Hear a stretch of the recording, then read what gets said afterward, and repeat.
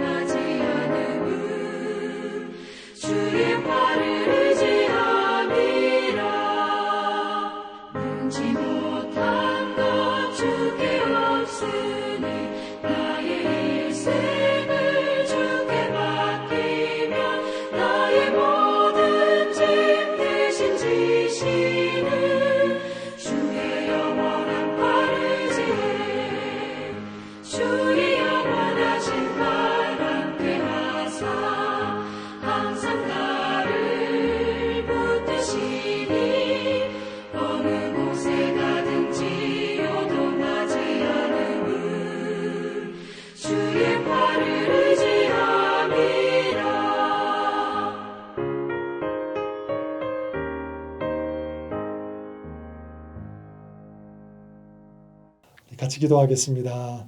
하나님 아버지, 우리가 인생의 풍랑을 만났을 때 우리의 가장 안전한 포구가 되어주시고 또 피난처가 되어주시는 하나님께 감사를 드립니다. 또 우리가 믿음의 길을 걸어갈 때 또 힘들 때 우리를 안보하여 주시고 지켜주시는 하나님 감사합니다. 하나님, 이 시간 그 좋으신 하나님 앞에 또 믿음으로 나아가며 예배하며 기도하기 원합니다. 하나님, 이 시간 이 자리 가운데 임재하여 주시고 주님의 권능의 팔로 또 능력의 팔로 저들의 심령과 저들의 마음과 저들의 삶을 지켜 주시옵소서. 하늘의 은혜를 더하여 주시옵소서.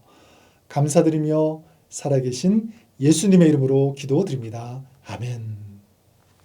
네, 오늘 저희들이 함께 나누실 하나님의 말씀은 욥기 27장 13절에서 23절까지의 말씀입니다. 욥기 27장 13절에서 23절까지를 함께 봉독하겠습니다. 악인이 하나님께 얻을 분깃, 포악자가 전능자에게서 받을 산업은 이것이라. 그의 자손은 번성하여도 칼을 위함이요 그의 후손은 음식물로 배부르지 못할 것이며 그 남은 자들은 죽음의 병이 돌 때에 묻히리니 그들의 과부들이 울지 못할 것이며 그가 비록 은을 티끌같이 쌓고 의복을 진흙같이 준비할지라도 그가 준비한 것을 의인이 입을 것이요 그의 은은 죄 없는 자가 차지할 것이며 그가 지은 집은 조매집 같고 파수꾼의 초막 같을 것이며 부자로 누우려니와 다시는 그렇지 못할 것이요 눈을 뜬즉 아무것도 없으리라. 두려움이 물같이 그에게 닥칠 것이요 폭풍이 밤에 그를 앗아갈 것이며 동풍이 그를 들어 올리리니 그는 사라질 것이며 그의 초소에서 그를 몰아내리라. 하나님은 그를 아끼지 아니하시고 던져버릴 것이니 그의 손에서 도망치려고 힘쓰리라. 사람들은 그를 바라보며 손뼉치고 그의 초소에서 그를 비웃으리라. 아멘. 욥기 4장부터 욥과 세 친구 간의 길고 긴 논쟁이 계속 이어져 왔습니다. 26장까지가 욥과 친구들의 직접적인 대화라면 27장부터 31장까지는 친구들의 말에 대한 욥의 반응이면서 또 독백이라고도 할 수 있습니다. 욥은 커다란 고난 가운데 있고 또 거기다가 자기를 위로하겠다고 찾아와서는 정죄하기만 하는 이 친구들로부터 큰 상처를 받았죠. 그래서 욥은 그들이 자기 친구가 아니라 마치 원수같이 느껴졌을 수도 있습니다. 그래서 어제 말씀 7절에 그렇게 얘기했죠. 나의 원수는 악인같이 되고 일어나 나를 치는 자는 불의한 자같이 되기를 원하노라. 나의 원수, 친구들을 직접적으로 원수라고는 하지는 않았지만 아마 친구를 염두에 둔 말일 수 있고요. 또는 거짓과 위선으로 자신을 공격하고 무너뜨리려는 악의 세력을 지칭하는 말일 수도 있습니다. 자, 어쨌든 하나님께서 그 원수를 악인같이 불의한 자같이 취급해 주시기를 바란다는 것입니다. 그리고 오늘 말씀에는 구체적으로 이런 대적과 악인이 받을 분깃과 산업, 즉 그들이 받을 유산과 그들이 맞이할 결말을 얘기합니다. 14절에 그의 자손은 번성하여도 칼을 위함이요 그의 후손은 음식물로 배부르지 못할 것이며 라고 얘기합니다. 악인의 자녀들은 칼과 굶주림으로 죽을 것이라는 거죠. 그리고 22절까지 계속 이런 내용이 이어지는데 살아남은 자들이 있다고 할지라도 심판을 받아 죽음의 병으로 결국은 죽을 것이다. 또 악인이 은을 티끌처럼 쌓아두고 의복을 진흙더미처럼 많이 준비한다고 할지라도 결국 그것들을 차지하지 못할 것이다. 그리고 그들이 쌓은 재산과 지은 집은 순식간에 무너지고 사라질 것이다 라고 얘기합니다. 그래서 마지막 23절에는 사람들은 그를 바라보며 손뼉치고 그의 처소에서 그를 비웃으리라.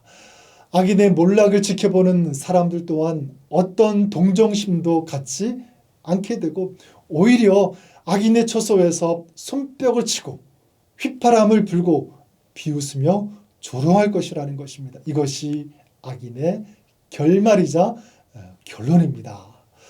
어떤 신학자들은 오늘 이 본문의 내용이 욥이 한 말이 아니라 욥의 친구 소발이 한 말이라고 해석하기도 합니다. 왜냐하면 악인에 대한 오늘 이 내용이 앞선 20장에서 소발이 했던 말과 표현 그리고 주제가 비슷하기 때문입니다. 그리고 엘리바스와 발닷은 모두 3번씩 말을 했는데 소발의 이 3번째 말은 나타나지 않기 때문입니다. 그래서 사실 소발이 한 말인데 번역의 실수로 인해서 욥이 한 것이 되었다는 것입니다.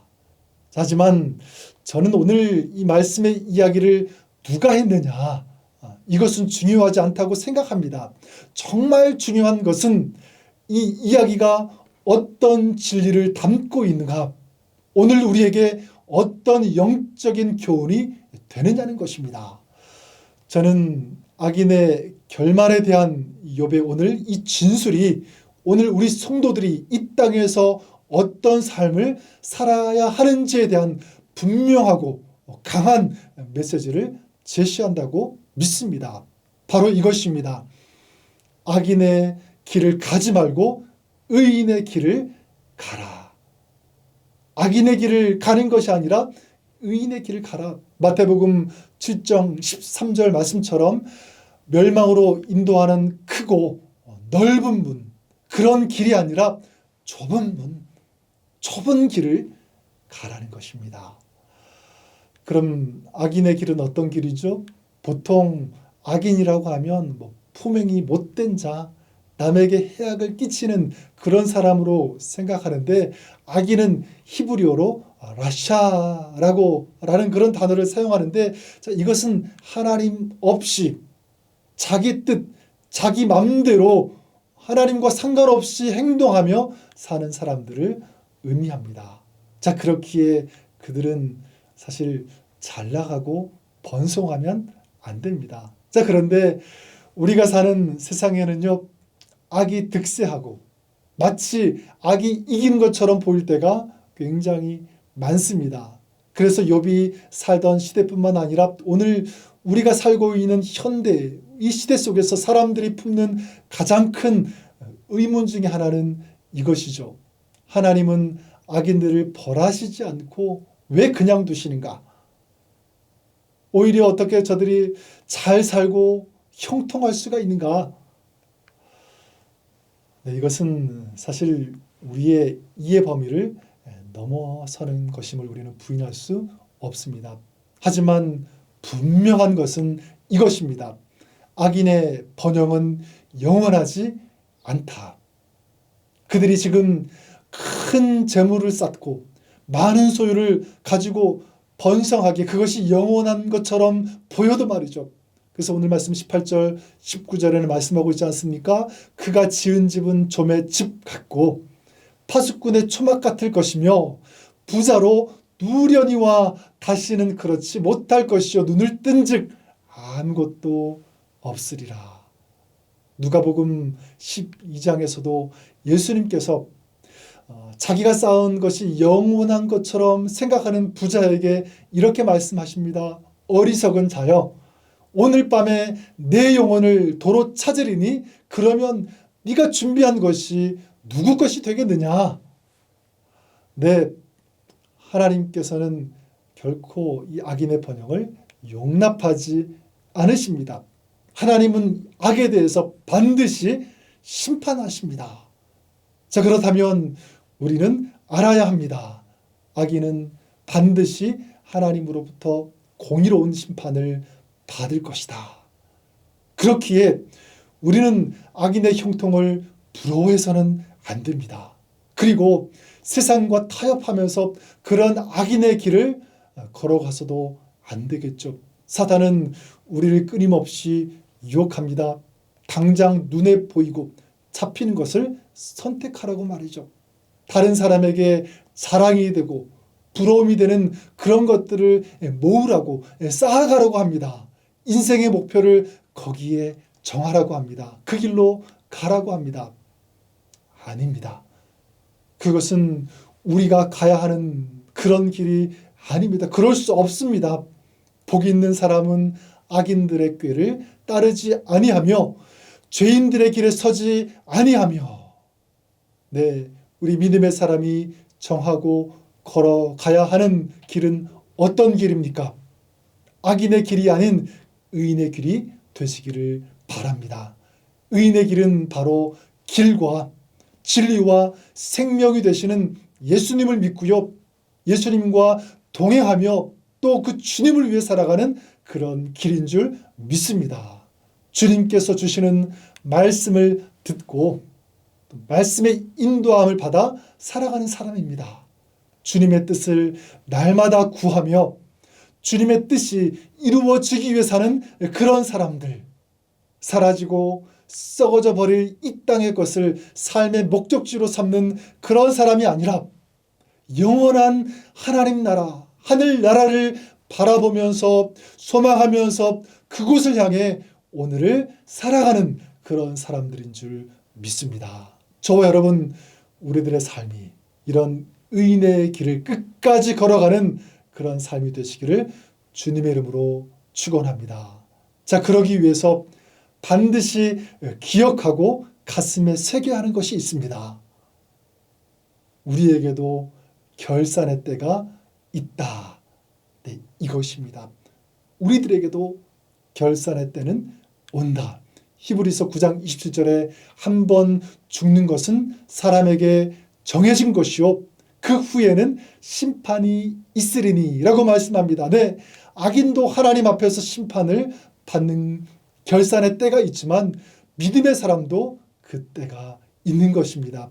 악인은 악에 대한 심판이 있지만 믿음의 사람은 의로운 심판을 받는 것입니다. 디모데후서 4장 8절에 이제 후로는 나를 위하여 의의 면류관이 예비되었으므로 주 곧 의로우신 재판장이 그날에 내게 주실 것이며 내게만 아니라 주의 나타나심을 사모하는 모든 자에게 도니라 라고 말씀합니다.